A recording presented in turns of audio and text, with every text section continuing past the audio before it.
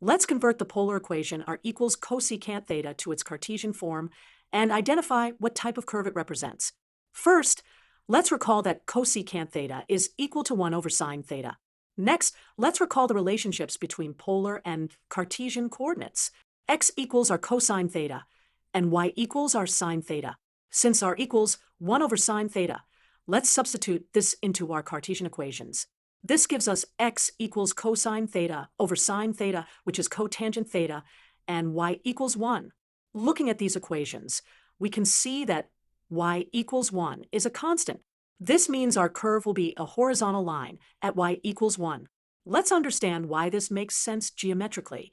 For any point on this line, if we draw a radius vector r from the origin, the sine of the angle theta between r and the x-axis will always equal 1 over r. This is exactly what our original equation r equals cosecant theta tells us.